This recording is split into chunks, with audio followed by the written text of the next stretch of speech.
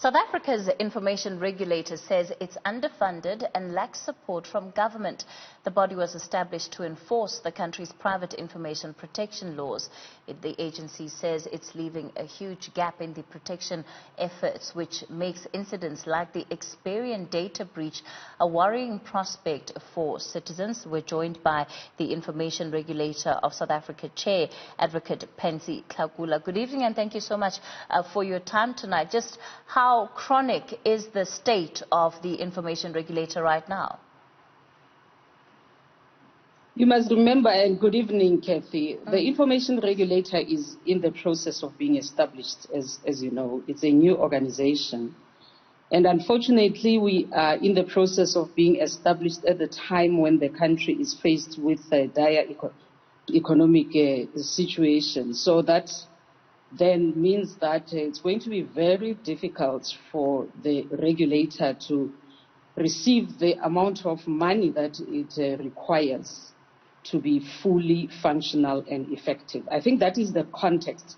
The context is not lack of support. The support is there. That is why the Act was even brought into operation from the 1st of July. What we are now negotiating for is for the regulator to be given enough money for it to be able to execute its mandate. So currently, how would you say that the office is functioning? Well, we're functioning on a budget of 45 million. I have to state it up front.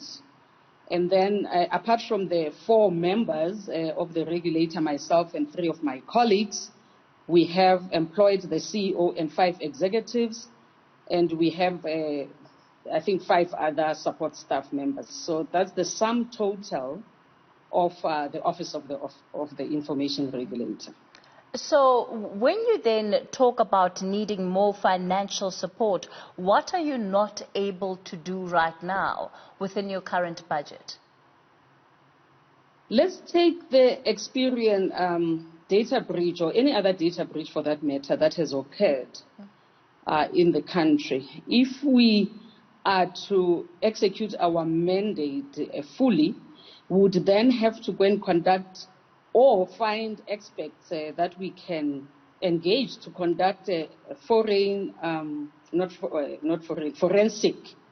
investigation to look at the security systems of the company that has been breached, to look at whether they have adequate security measures from a technical and organizational point of view. And these are highly specialized investigations that have to be done. So you can imagine that if we have to engage experts to do that kind of investigation, I suspect it will cost more than the 45 million budget that we have at the moment. So are you effectively saying that the organization as it is simply cannot function in fulfilling its mandate, and this is, monitoring compliance and information protection legislation by private and public companies, that you simply cannot do that right now?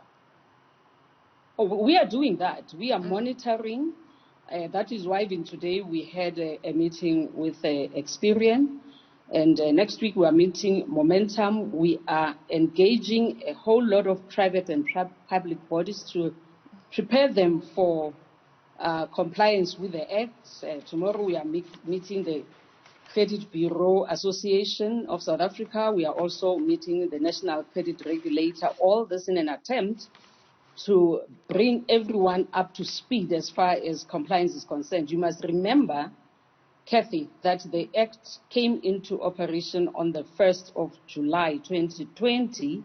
However, private and public bodies have a 1-year grace period within which to ensure that they put their compliance mechanisms in place, which means that they have a grace period of up to the 1st of July 2021. After that, we'll then be able to exercise our enforcement powers, which are quite wide. Now, at this point in time, because everyone is within this grace period, even if we had enough resources, we wouldn't be able to exercise our enforcement powers simply because of the grace period. So we are using this period up to the 1st of July to ensure that we assist private and public bodies with their compliance obligations. Do you think that the country is experiencing higher incidence of data breaches?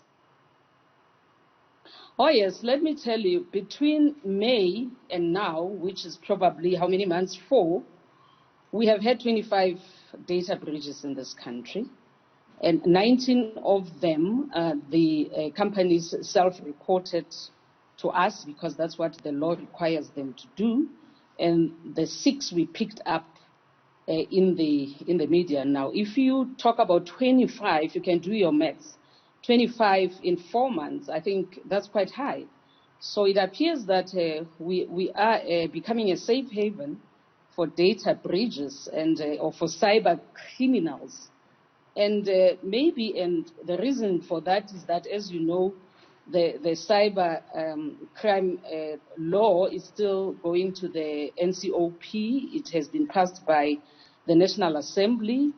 And on top of that, the promotion of the Protection of Personal Information Act, which is our legislation, has not fully, it has come into operation, but the enforcement powers will only be able to be exercised with effect from 1 July 2020. So that creates a gap, and I think it is that gap that cyber criminals are taking advantage of. They know that whatever happens, it will be probably law enforcement agencies which will have to investigate these cases. And law enforcement agencies are not specialists in this area. All right, let's leave it there for tonight. The chairperson of the Information Regulator of South Africa, Advocate Pansy Tlakula.